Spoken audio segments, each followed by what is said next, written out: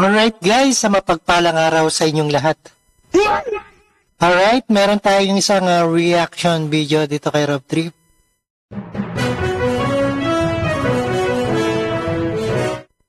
Alright, isang magandang araw. Diskusyon ng taong bayan, serbisyo para sa publiko upang pamayanan sa ganang mamamayan, programa para sa mamayang Pilipino. Ito ay sa ganang mamayan ng Net25, no? Panoorin po natin, guys, ang mga bagong balita. Alright? Let's get it on. Mainit pa rin ang panahon. Yun lang. Start na pala ngayon. Yun ang mainit ngayon. Ayun nga. Yung panahon, literal na mainit po ngayon. Kasi dineklara na ho ng Panginoon. Start na po ng tag-araw. Ayun na. Tagalog, uy, sa English, summer na. Wala tayong summer. Yan.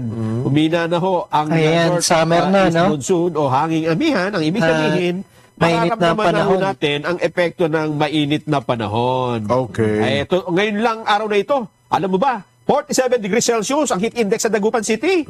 At dito sa Bulacan, 43 degrees Celsius. Wow. Init yan. Talaga naman, no? Ano yung heat index na yan?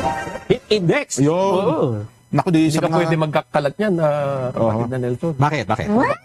Ayun. Basta yung pagtungtong ng alas 6 ng umaga, ng alas 2, alas 3 ng hapon, Medyo. iwasan yan. Huwag muna sabi patingbad ng alulod. Yan, no? At saka, ang problema na natin yan, yung mga delivery, di ba, yung riders, Mga riders, Nasa construction. dapat lagi kayo may dalang tubig. yan. Ayan, Lagi ko nga sinasabi, ingat-ingat Ben, sa mainit na panahon, no? Nung ako ay nag-training sa US Navy ng hapon, matagal ako 3 taon ako dyan eh.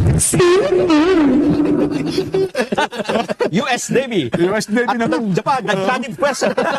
Matagal ako nag-training sa US Navy ng hapon eh. Amen, basta training ka, within every hour, inom ka ng tubig, kasi hindi ka nauuhaw. Yes, yun ang training. Para yung dehydration ay maiwasan. Dahil madalas sa heat stroke talaga. Naku po. Ang ginamamatay ng mga nagtitraining. Yan, opo. Kaya yun ang practice. Kaya ang utos sa amin noon, kahit hindi kayo nauuhaw, iinom kayo. Kalahating baso, isang basong tubig. Di baling manubig ka ng manubig, okay lang yan. Nagre-release ka ng tubig sa katawan, pero masama yung ma-dehydrate ka. Yun. Sapagkat may panganib sa buhay mo yan. Tama yan. Kailangan dapat uminom ng tubig. Yan. Stay hydrated. Pero alam mo ba, Kuya Benny, Jen, na kahit na nagsimula na ang mainit na panahon, meron pa rin taong nanlalamig. Ba? Nanlalamig? Ang lamig-lamig. Akala ko pa naman nag-iinit yung mga batikosan. Sino yung nanlalamig na yan? Nako po. Ang Pangulong Bongbong Marcos ay nanlalamig na raw. Kanino? Sa kanyang kapatid. Akala ko pa naman. Hindi kay First Lady. Hindi ba the other way around na yung kapatid ang nanlamig sa kanyang Pakinggan natin. ading? Pakinggan natin si Senador Amy Marcos. Yeah, Ano sige. nga ba talaga nangyari? Senador Amy. Superate. Hirapan ako, hindi ko nakakausap ang aking kapatid kundi sa publiko at maraming humaharang.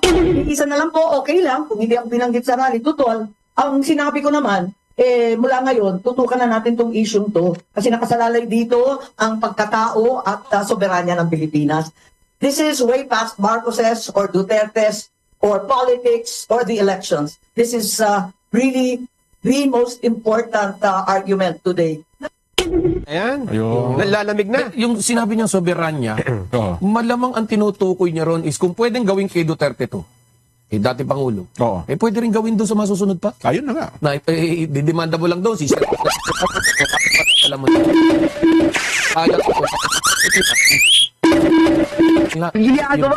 Lalo yung mga impeachment official, impeachable official, no? Yes. Supreme Court, marami yung mga opisyalis ng bayan yan na impeachable eh. Diba pa, hindi na nangyari, no? Kaya nga. Kaya, Merong impeachment case, so kaya naman, sinampahan din ang kaso sa ICC. Kaya sinasabi niya yan. Oo. Kaya ang ginawa ko ng Senador Amy Marcos, dahil dyan, total, malamig ka naman na sa akin, ayoko na rin sa'yo. Yan. Oo.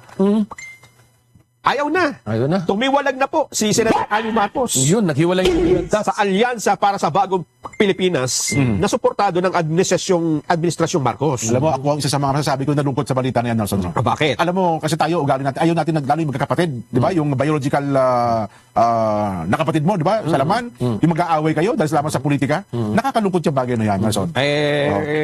Kung matatandaan natin, Jen, sa tingin ko, nauna nga ang alyansang alisin siya eh. Dahil doon hindi siya binanggit eh. Oo, matatandaan nyo, nung last na rally, campaign rally, ay 11 na lang ang sinabi na kandidato ng alyansa, di ba? Sa Cavite yan eh. Oo. Kaya mukhang hindi lang ito pala dyan ang mababawas sa alyansa. Oo. At meron pa bang iba? Pero ang gulo ng sitwasyon, ha? Marami pang oo. gustong kumalas. Di ba, sabi ko nga sa iyo noong nakaraan, meron ngayon mga kumakandidato na bahagi ng alyansa na nagkakanya-kanya na, Kuya Benny. Yun ang impormasyon lang naman natin, mula nung nangyari sa dating Pangulong Duterte yon, wala na silang parang yung buo na sila yung magkakasama at iniiwasan na nila ngayon ang parte ng Mindanao at ilang lugar sa Bisaya. Kasi lalo na nga po, pag-identified nila na baluarte ng mga Duterte, hindi makapagkampanya itong grupo ng alyansa ng Bagong Pilipinas. Kilala mo ba yung dalawa pa na in the coming days baka kasi ito hindi pa naman direktang Yun lang, no? Ang si Jaime kumalas na sa alyansa, no, ng Bagong Pilipinas. Kumalas na ba talaga? May ganon. panywatig lang. Hindi ito, maintindihan ba kung bakit eh? Sino yan? Una, Senador Pia Cayetano. Hoy, Maintindihan mo. alam naman natin, yes. Maintindihan mo kasi kapatid niya si Alan. Alan, oo. Yung Na Alan talagang Cayetano super naman. supporter. Oo, supporter. Oo. So, under... kinakanta-kanta ko pa naman yan. no? Alin? Yung Pia Cayetano. Hindi mo pwedeng Dante Marcoleta. Ha? Palitan mo na yan. Hindi ba yung tono ngayon eh? Palitan mo. Ay, nako. Sino pa yung isa? Sino pa yung isa? Pagkagalit si Kong Dante dyan eh. Bakit siya kinakanta mo? Hindi, naalala ko lang. Ano kinakanta? May LSS eh, lasang syndrome. Ang kinakanta ko kasi, pambansang simang kampante kay Dante. Ayun dapat. Number 38 sa balota. Ayaw ko na nung Pia kayo tayo. Dante na. Ayun, ganun ba? Sino pa yung isa? Yung pangalawa. Isa pa lang nabanggit mo eh. Eto naman. Kasi ito naman, yung mga kapamilya niya, una na nagsabi na parang hindi maganda yung ginawa. Okay. Nag-umpisa sa tatay. Tatay, Oo. asawa, Anak. Oh. Eto, anak din. Oo. Kami- Tatay, nanay, tapos yung anak. Oo. Tapos ngayon, Eto na. anak din. Baka daw, ito pa naman, hindi pa naman official. Ha? Oo, hindi pa naman. Ito yung sinasabi lang iba. Kumbaga kaya pa kunin sa Cebu de Macho yan. Ito si Congresswoman Camille Villar. Pero ako, knowing Bilyar, kayang sumolo niyan. Kaya. Sa bagay. Kayang Kaya. sumolo niyan. Yan, may sariling makinarya na. Yes, saka may resources yan. Kung Totoo yan. usapan may resources. At saka, mukhang hindi naman nakakatulong, imbis ay nakakahadlang pa Oo. ang alyansa. Malamang baka eh, bumitaw magkalasan talaga. nga yung iba. Hindi, kasi, ako sa tingin ko, baka hindi lang yan. Kasi yung partido ni Camille Villar, tama ba, Nationalista Party? Oo, NP. NP yan eh. Tatlo sila dyan. Ede, hakatakin na yun.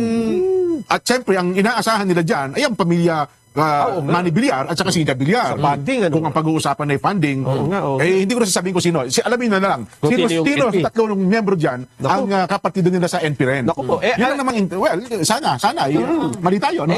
Jen, ipinagmalaki pa naman ng Pangulong Bongbong Marcos eh. Na? Doon sa unang-unang nilang campaign sortie ha. Yung sa Ilocos Norte. Sabi niya, tayo lang.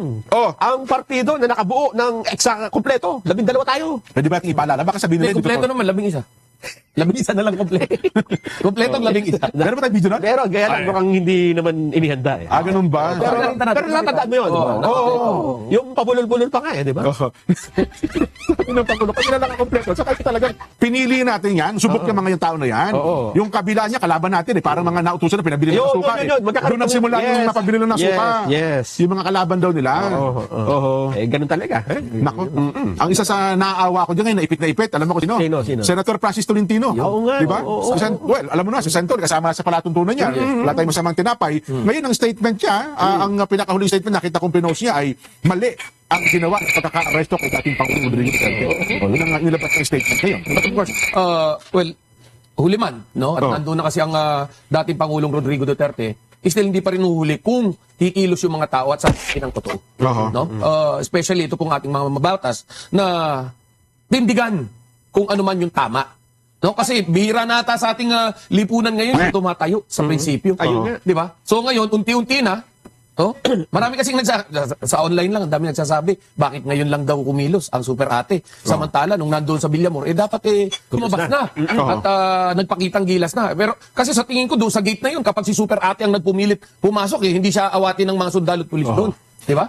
at sa huli naman daw, tama yun, Kuya Bianin, sa huli naman daw sa hearing, dapat niya nagsampa siya ng kaso sa mga gumawa. Kasi kung may nakikita siyang gumawa ng laban sa batas, dapat niya, kinasuhan niya bilang chairman ng Hindi Senate pa yata Committee on tapos Foreign na bang Relations. hearing? Tapos na? Magpapatawag para uli. Kung meron pa sila makikita. Diyan natin makikita na honest to goodness ba? Kasi meron tayong kilalang senador na investigasyon lang eh. Oo. Matapos investigahan, inimbestigahan na. Oo. O yun, naimbestigahan na. Wala nang nangyari. Naimbestigahan na. Imbestigahan. Alam mo yun, di ba? So, nagkaidluan o ano, hindi natin malaman. Pero naimbestigahan na. Ayun. Yun. So, yung pong ganyang mga mambabatas, yan po yung dapat tutukan nating mamamayan. Oho. Lagi natin titingnan, ano ba yung galaw ng bawat mambabatas? Ito po ba'y para sa tao o para lang sa sariling kapakanan? Ayan, opo. Di ba? Ngayon ho, nakita natin na nagsalita na ho ang super ate at nakita natin kumikilos. Well, naniniwala po tayo na merong natitira pa sa dibdib ng ating super ate na paniniwalang meron ngang mali sa pag-aresto ng ating dating Pangulo. So doon po naman sa mga susunod na makikisakay na lang or totoo naman, nasa taong bayan po yan para ho i-analyze yung bawat action na gagawin nila. Totoo. Yan. Ano totoo? Nakita ko yung post ni Senador Francis Tolentino. Sa isang panayam pala ito sa kanya, ang sabi siya, naniniwala siya na ang dating Pangulo Rodrigo Duterte dapat sa Pilipinas, yung nilitis. Ayan, tama. Dito dapat sa Pilipinas, nilitis yung kanyang kaso. Sapagkat naninindigan siya na ang ICC ay wala ng jurisdiction sa ating bansa. Kaya dapat dito sa nilitis ang dating Pangulong Rodrigo Duterte. Pero may tanong ako, Oo. kung manindigan ang ICC dito sa ginawa nila, Oo. na mali naman, kanino naman tayo magsusumbong? Mukhang ganun na nga nangyayari, Kuya Ben. Ako sa sitwasyong ito, nakikita natin na mukhang paninindigan na ng ICC. Hawak na nila. Maliban na lamang kung mayroong mga petisyon ngayon na pauwiin ang dating Pangulong Rodrigo Duterte. Kung mapagbigyan nila yun. Hindi yun ang punto. Ang Oo. punto ko is, sakaling ang ICC ang nagmalabi sa kanyang kapangyarihan, na wala naman silang, hindi naman nila saklaw ang ating pong bansa, saan tayo magsusumbong? Kay Tulpo. Disgrasya. Huli.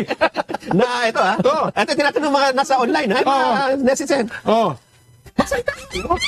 Yung mga Tulpo. Anong posisyon nyo dito? Hirap po ngayon. Kasi si Erwin nasa alyansa. Ayun pa. Di ba? Oo. At si Kuya Rapi naman, alam mo naman ang medyo nakikiramdam din ko yan. Yun, ang sitwasyon natin. Kaya ako, safe, pinaka-safe, no talk, no mistakes na dyan. So, usapin na yan. Huwag kang sa politiko. Tameme. Tameme. Tama yung sinasabi ng mga nasa social media. Tameme. Ay, oo naman. Ay, Ako talaga. aminin ko na, opo, tamemi ako sa issue na ako politiko. Ina-analyze ko pa kasi, inaaral ko pa ang sitwasyon. Ayaw ko magpakadalos-dalos dyan. Ay, nako. Buti pa itong mga OFW dyan. Ha? Sila kasi mayroon ng stand dito ha? Ingat sila dyan, ano? Ingat Alam niyo, yung kung maliliit, yan yung nakapupuwi. Ang sabi ng mga OFW, lalo na dyan sa Europa, teka muna ha? Total, inapi nyo ang aming dating minamahal na politiko, Okay. hindi muna kami mag-re-remit ng pera. Nako, ayan ang sabi ng OFW, no? Mahirap yan. Nako, hindi tatamaan ang ekonomiya natin yan. So, nagbabanta sila ngayon. 1 week lang naman ito. 1 week. Oo. 1 week na no remittance? Yun ang sinabi. Pero hindi ko pa naman nakita kung talagang gagawin, di ba? Sa Europa yan, ha? Yung OFW sa Europa? Yun lang yung mga napabalita. Okay. At itinanong naman ito sa Palace Press Officer kay Attorney Claire Castro. Ito naman ang kanyang sagot. Pakinggan po natin. Attorney Claire, anong sagot mo doon sa mga OFW na hindi daw na magre-remit? Wait lang daw muna. Sabi na to, wait lang na, son, ha? Wait lang. Standby ka lang. Kausap na sa... Ito dyan si Senador John Enrile. No? Kaya unahin muna natin itong si Para Attorney magkaroon ng Claire. magandang konteksto. No? Oo. Kasi ito ang una nagsalita Oo. si Attorney Claire. Pero yun bang pahayag ng mga OFW? Ito yung mga supporters ng Yes. dating Pangulong Duterte? Kasi may grupo sila, yung Maisog OFW ata. So yun ang kanilang banta, no? Pero Kuya Benny, tayo naman ikaw naman may malawak kang kalaman dito. Kung halimbawa, ng maraming OFW, isang linggo ang hindi nag-remit, hindi rin padala sa Pilipinas, ano ang posibleng epekto nito sa ating bansa? Well, of course, yung hihina lalo yung pera natin. Okay? At syempre, yung deposits natin dito, bababa. Stocks dyan. No? Maraming repercussion yan. No? But, of course, isa sa malaki tatamaan, hindi lang naman yung pamahalaan. Sariling mga pamilya natin dito ay tatamaan. Ayun, yung pamilya mismo. So, yung hindi siguro magandang solusyon yan. No? Tatanungin nyo, hindi yan. Kaya dapat siguro mga OFW maghunos dili kayo. Maghunos dili kayo. Hindi lang po ang administrasyon na maapekto niya, kundi ang inyong sariling Sariling pamilya. pamilya, yes. Pero ilang araw daw ba yung babala? 1 week. 1 week. 7 araw lang? Di pagkakinapos kayo mga kababayan, ilapit lang muna kayo sa amin tatlo. Yung mga pamilya. Sa ating milyonaryong magsasaka. Di ba? One week. Tapos pag nakita ko mga effective, sige, 1 week pa. Yun, ang masakit na kanila. Tama ba? Oo. Napakatagal naman yan. Nako. Alam ko kahapon pa yung statement. Pero yun ba, yung statement bang yan nag-snowball, ibig sabihin kasi OFW sa Europa yan Di ba? Kung makikita mo kasi dyan yung mga OFW, talagang ano sila Yung pagkakaisa. Oo, Nandun. voluntarily nagpunta. Ang lalayo na pinagmulan. Oo. Gano'n na yung magtiis sila ng 1 linggo. Di ba? Ayun. O kaya, siyempre, sabihin nila, paano yung pamilya yung rito? Hindi naman natin alam kung nakapagpadala na Alright guys, yan napakinggan at napanood po natin sa ganang mamamayan, no? Ang mga diskusyon. At ito nga ay isang sa ating nagaganap sa Pilipinas at sa ibang bansa, sa OFW, no? At maraming salamat sa inyong lahat and peace out. Ingat kayong lahat.